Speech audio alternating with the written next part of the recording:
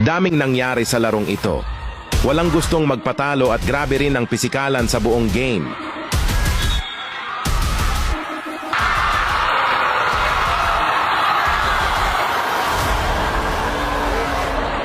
Parehas third game ng Dabraa kontra Caraga Region dito sa palarong pambansa.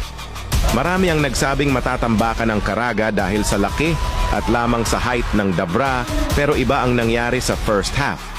Sobrang dikit ng laban at halos walang team ang gustong magpalamang at tinapos nga sa score 25-30 pabor sa Dabraa. Talagang binigyan ng matinding laban ng Caraga Region ang defending champion ng nakaraang palaro.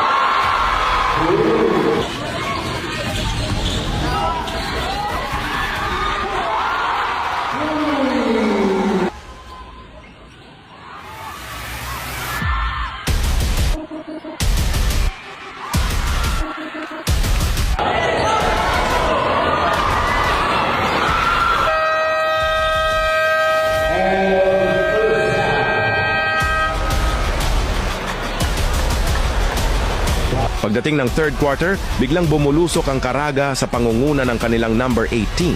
Nagpaulan ba naman ng sunod-sunod na tres kaya agad na itabla ang laban sa 40-all.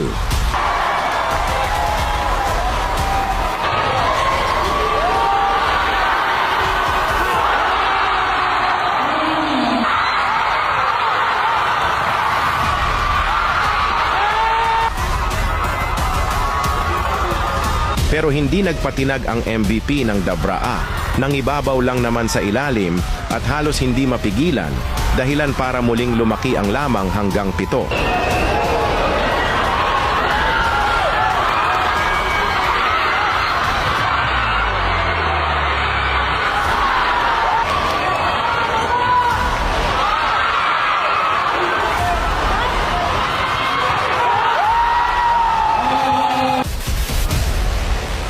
Hindi rin nagpahuli ang number 18 ng Caraga at muling pumukol ng 3 para ibaba sa 4 ang agwat.